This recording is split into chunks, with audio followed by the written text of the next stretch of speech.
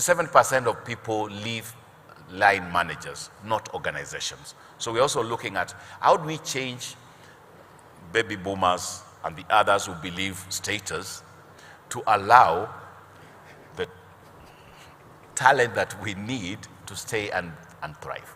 So yes, pay, you must be competitive, but also there's more than just the pay that makes people stay, especially also purpose. A purpose-led organization will make people stay longer than just the pay alone. Fantastic insights. As you take your seat, help me appreciate Paul one more time. And I think for those who are in school, I mean, I know we have high schoolers who have graced the event. So whether you're in high school or in campus, at least you have a rough idea of where to play now or how to plan your trajectory, right? And for those of us who've already been invested in the space, you know how to maybe level up and how to adjust. I agree with Paul on the element of, this, now we call them TVETs, but when you talk about specialities, I think it's important that we go back to those basics, because when I started, in any organization that you went in, you actually walked through that journey, and most of the time, by the time you're leaving, you've been sharpened to a level that you actually feel confident that you can be able to go and create value. But you're seeing cases now where perhaps with erroneous level of expectation, you've got talent that may expect a certain position or remuneration without seeing the exact benefit that they'd be delivering to the organization. Now, moving on to the next segment, it's not just enough to build. We can build all we want, but if you build in the darkness and no one uses it, there's no value there, absolutely zero. So in our next conversation, I'd like to welcome Michael Onyango, the founder of the Forgotten Bottom Billions, who will speak to us about the developer ecosystem and the funding opportunities in Africa. You see, we're coming from a situation where we're looking at the talent, but the talent has to create stuff that then resonates with the market, because that's why you're looking for funding and whatnot for that to expand. So Michael Onyango, stage is yours. Karibu.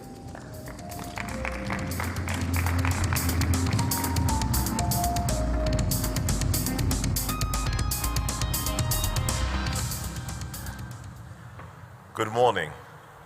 Good morning again. I'm a bit offended that when Paul was welcoming the guests from Dubai, from everywhere else, he didn't welcome the guests from Europe, and I flew from Europe last night to be here. So I need to welcome myself from Europe. It's great to be here, and I'm very excited at what Safaricom has decided to initiate, because with the convening power that Safaricom has, I am sure that as a country and as a region, we're going to make a big dent. But first and foremost, if I may also just formally also welcome all the people who have flown into Nairobi last evening to be with us here, that you didn't make a right choice.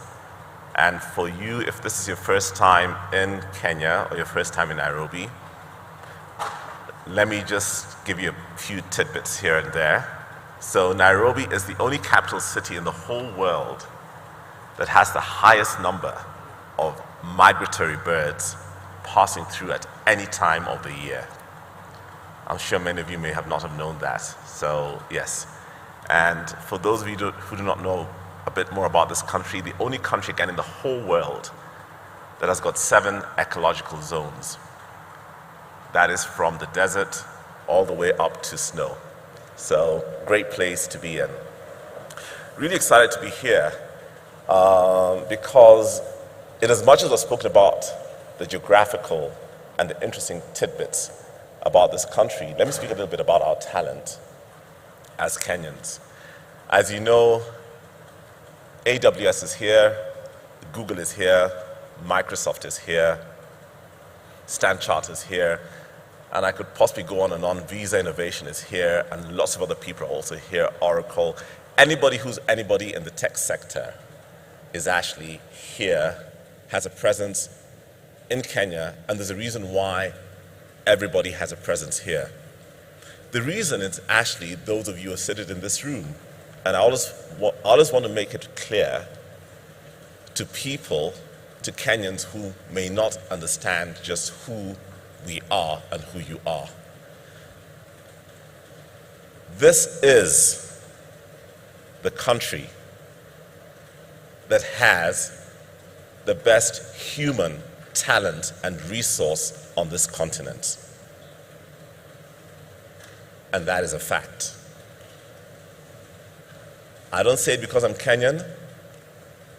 I say it because if you look around the world, and I'll just mention just one or two names here and there. Tesla, for a very long time, the director who was in charge of engineering was actually a Kenyan called Charles Mwangi, who has now left and has gone ahead and started his own venture under a stealth operation.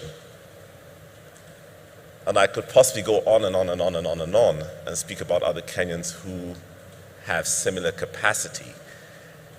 But what I love about each and every single one of you in this room is that if you look at the primary schools or the secondary schools that have produced this talent that is running some of the biggest things in the world, it has a lot to say about what we still have and must do. So I was asked to speak about community development and what we need to do, or what we can, or what we must do, so that the numbers that we just saw that Paul presented before us can become an opportunity for us to own and take up. Already, as 4BM, that you probably heard being mentioned before, Forgotten But Millions, we are present in 47 plus 1 different counties, and I'm extremely excited that within our membership, we have people who have continued and are doing big things across the world, and I want to put some names and some faces so that you can all relate with who we are and what we have here. So just about 2 months ago, does anybody here know of the Y Combinator? Anybody heard of the Y Combinator? Great, I can see quite a number of you have heard of them. So the Y Combinator is actually the biggest startup accelerator group in the whole world. And if you know Airbnb, if you know Dropbox, those were all actually incubated from the Y Combinator before they got the series of fundings that they finally ended up with. Well, just about 2 months ago, there is our own local Kenyans who have just been also admitted to the Y Combinator, and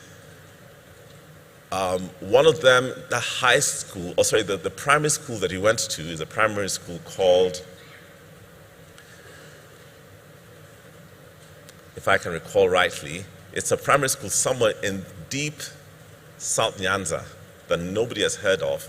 But the secondary school that he went to was Miranda, which is a national school, and then proceeded to University of Nairobi, but dropped out as he was studying medicine to form a company that's called Kuza Lab and Patika. Patika is run by a 24-year-old who has never completed university, employs 21 people, and everything that he's doing in his company Patika that serves 30,000 businesses is self-taught from the University of YouTube. Currently, only 2 companies got admitted from 6 companies from Africa into the Y Combinator this year. 2 from Kenya, and only 1 from Kenya, and that was Patika. That is Patika. You can Google them and you can check them out. This is just an example of why being here today is such an important thing for us and what Safaricom is putting together. Paul, as you write to your corporates and as you write to all the big different corporations that are here, ensure that within your dynamic, you must include all the tech hubs across this country. There's 52 of them. I can assist you with the context of how to get through to them. Because for us to succeed and for this to work out, Nairobi is not Kenya and Kenya is not Nairobi. And I've said this for decades. And there's so much that is happening out of Nairobi that you may not know of and you may have never seen. And let me just show you how vibrant and just what kind of a talent we have that is outside Nairobi that a lot of you may have never heard about. A couple of years ago, when I wore a different hat, and I then served and I worked for the great county in Kisumu, I was responsible as a Minister for Communication, Information and Technology. I had a program that was for Class 8 leavers. And this is how my program was designed. If you had completed Form 4, you were overqualified and you could not get into my code program. Yes, you heard me right. You were overqualified and you could not get into my program. Why was that the case? Because when I went into the county, and which is also common across this whole country, we have a whole lot of Standard 8 leavers who never made it to Form 4, not because they were not capable, but because they did not have the money or the financial capacity to complete their schooling. Long story short, we trained 700 young people. Out of this 700 young people that we trained, that was back in 2015. 3 of them, as I stand on this stage right now, are currently working, and were working way before COVID, before online work became the in thing to do. Had already started working and continue to work for a company that is based in Europe. And I am protecting them because I know Kerry would like to get to know who they are, but they've worked successfully, working remotely from Kisumu, Standard 8 leavers who never finished Form 4, and they're earning in that sign that Paul said, that S with a slash that goes through it. What's my point? Paul has made a very important point that we all need to know. Paperwork is just paper. Just because you sat in a classroom somewhere and you came out with that paper that says, that has some letters before your name or after your name, doesn't say too much. It just means that you can sit in a room like this, listen to what I'm saying, and later on you can tell me back what I said. And that's where it ends. It doesn't go beyond there. So please, young people in this room, don't come flashing papers to people. It doesn't mean anything. And I've got to tell you the truth. There are many people who work in different hubs. I'm very closely associated with Swahili Port, which is in Mombasa. And I'm glad to know that Ashley, one of our members, is here, manning the stand for Mozilla. But we continue to work with communities.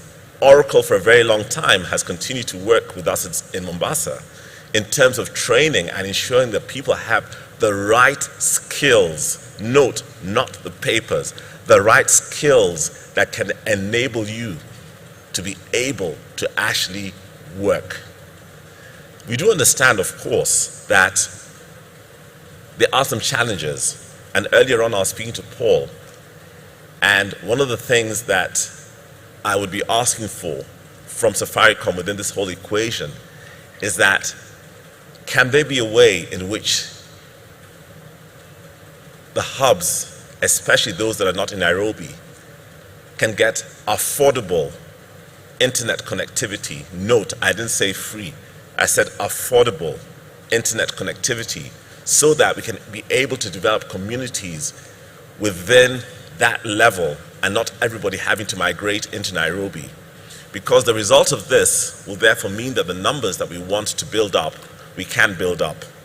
Again, let me go back to the paper that I keep talking about and why a paper is not that relevant. But again, I want to give a story. So a couple of years ago, in another job that I had, and I was sharing this with Paul earlier on, we needed to hire somebody to come and help us serve one of our clients. Again, names withheld. And the client was fairly large, still is fairly large, they've continued to grow. And amongst the people that brought in the applications were people from, some had graduated from the UK, some had graduated from the campuses here locally, and some even had master's degrees. But the person that I ended up taking was a gentleman who had never been to university and had only been trained at KIMC, Kenya Institute of Mass Communication. He came, worked with us for about 3 years, but I told him, you'll have to go back to college because not everybody's like me. You must get a degree, otherwise, career-wise, you'll not be able to move, which he did. Long story short, the gentleman right now, and you can all Google him, his name is Paul Baraza, and he's the head of Novartis East Africa Communications.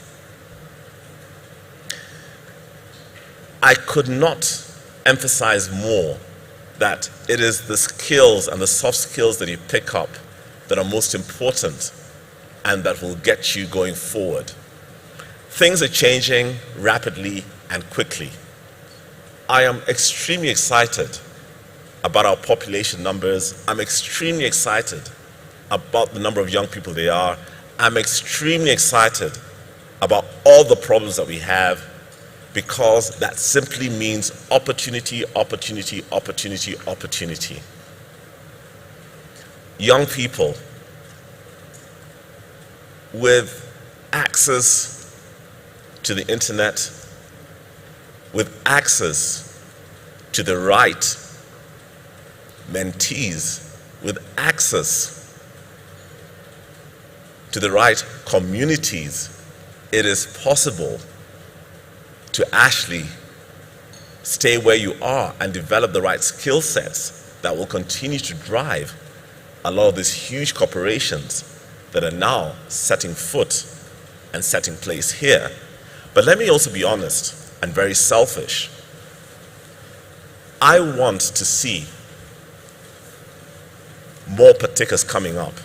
I want to see more of you here setting up startups. I want to see more of you going head to head with Huawei, going head to head with Oracle. And I'm not ashamed to say that. I'm not ashamed to say it because it is you who are currently driving whatever it is that they're doing within the corporations that they're running here. So never forget that. Remember, it is your brain power. It's your ability to see things differently. And that's why they're here. The fact that you think differently from the young people back in the US, you think differently from the young people in Belgium, you think differently from the young people in Hong Kong, is what is bringing them here. So you must also, as you learn to be developers, you must also ensure that you're studying about IP, intellectual property. Extremely and extremely important.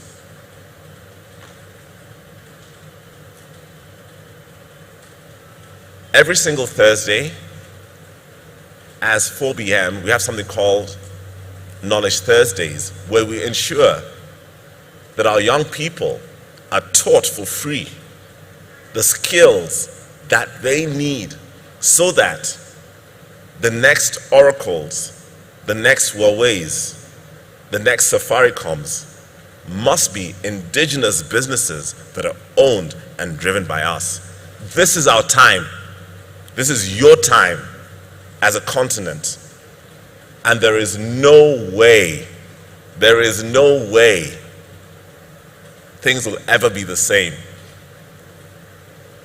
The continent with the largest growth in terms of population is this one. As a country, we're literally, geographically, about 4 to 6 hours by flight to anywhere across this continent. There's so much going for us, and there's so much going for you that you must know.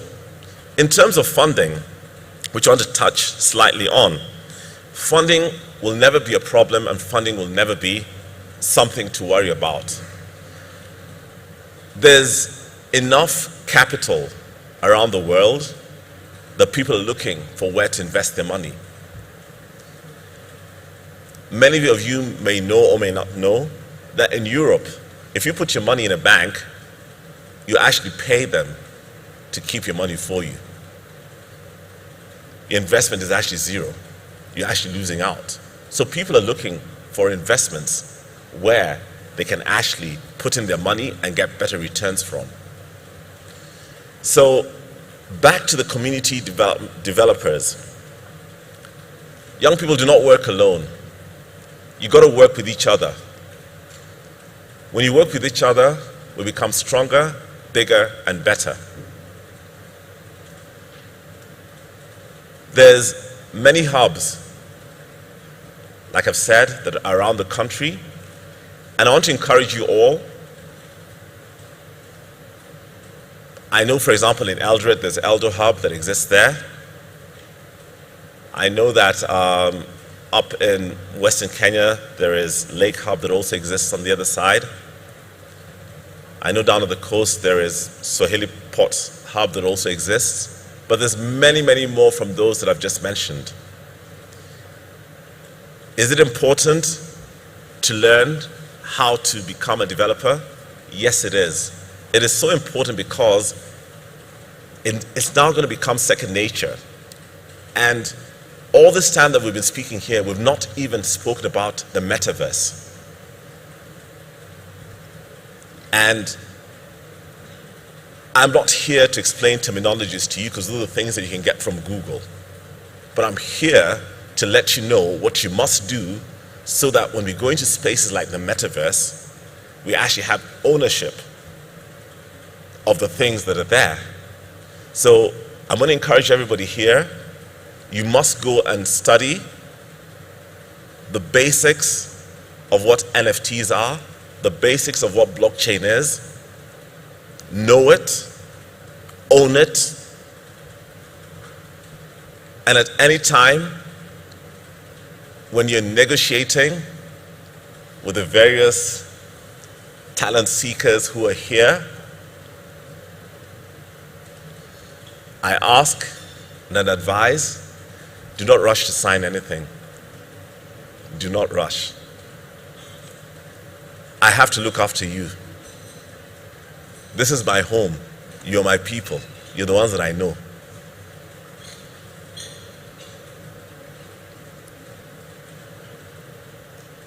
Their interests, when they've come here, they're also looking after themselves. Safaricom, I am confident that they are and they will continue to look after us because government also has a major stake in Safaricom. I'm also a shareholder in Safaricom. I also have shares in Safaricom. So there's ways in which we can continue to partner and to work with them. But young people, I want more particulars out of you. I want you developing the platforms that go head to head with Oracle. I want you to develop the platforms that go head to head with Huawei. I know them and they are my friends. I know senior people that work in all these companies that I'm speaking about. But that does not mean that we must not think about the future. I am so happy that as 4BM, Forgotten Bottom Millions, we have continued to ensure that we've provided a place where we give people access to fully funded scholarships and training opportunities, to grant opportunities, the ones which are genuine, so that none of you here can ever say that you're stuck and you do not know where to get resources from.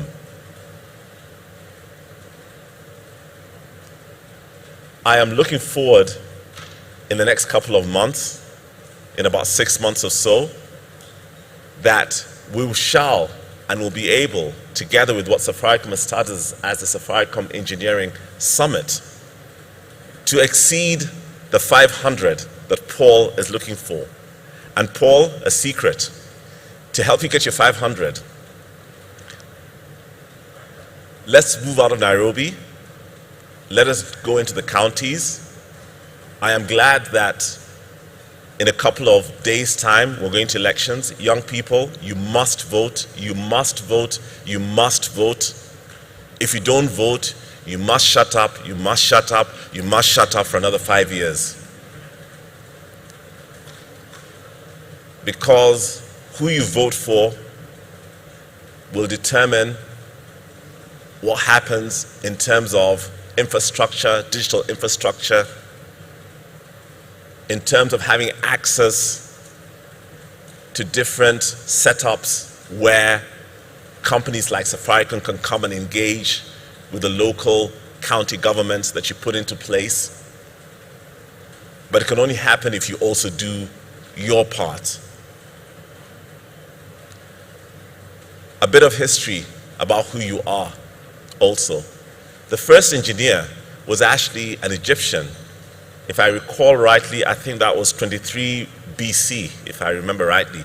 And his name was Imhotep, I-M-T-O-H-E-P. That was the first engineer in the whole world. So engineering is within your blood. It's not foreign. It is something which you can, you must, you shall, and you will do. So my request, as I wind up and thank Safaricom for having asked me to be here, is that so long as, and for those of you who may not be, there's one Bible faith that I really love, and I'll ask you all to check it out. So, you know, if you look at Exodus 4:2, just Google Exodus 4:2. It'll give you anything and everything that you need to help you go forward with your life. Anything that you want is in the verse Exodus 4:2. Your future is in your hands, and it's what you do with your future that will make you where you want to get to. So please, go back, rethink, reevaluate yourselves. The metaverse is something which you must all start thinking about now, from this second going forward, immediately. And let us already start thinking of how we are cornering that particular space, because as a people and as a nation, we are and we must take our rightful place on this continent as the drivers of technology on this continent and to the world. Thank you.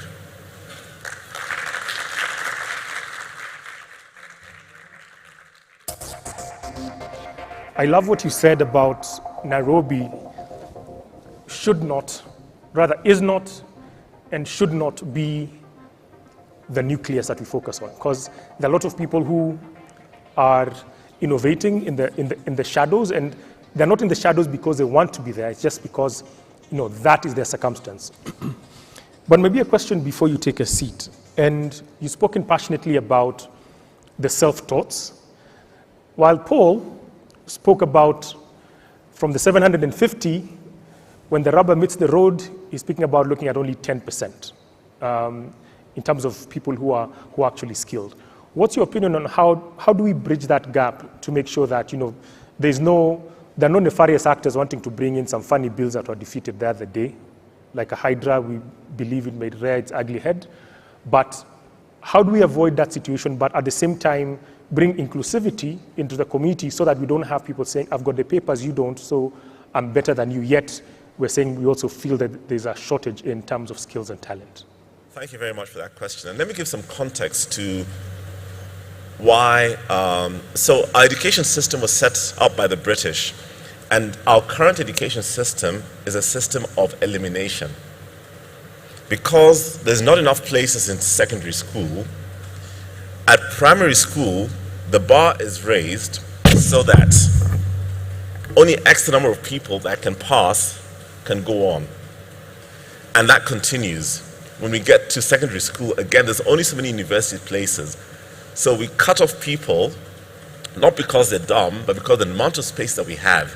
So coming back, and what you're asking to connect with Paul, we now need to be able to show people that there is other ways and places where you can actually acquire talent. In fact, we need to purposefully create these environments and these spaces where people can come in and actually, we can actually direct them and point them towards the kind of talent that is also the people like Paul are seeking and others within this room, so that they're able to get skilled in those talents and therefore fill those jobs that Paul says he's not able to fill. So because you people are sitting in this room, I know it's like a reset, but it is good to go to university. It is not a must. Thank goodness I went to university myself, so you cannot say that I'm only saying that because I don't have a degree. I do have a degree, and by the way, a Bachelor of Science, FYI. So it is more beyond just that paper. So I think, coming back to you, because of the elimination system that we have, we need to go back and rethink. And one of the things that I think the Safaricom and the people in this room can do very quickly and very fast is actually create those spaces with whatever is already in place and just work together in terms of us being able to get that new talent out. Fantastic. Help me thank Michael as he takes his seat.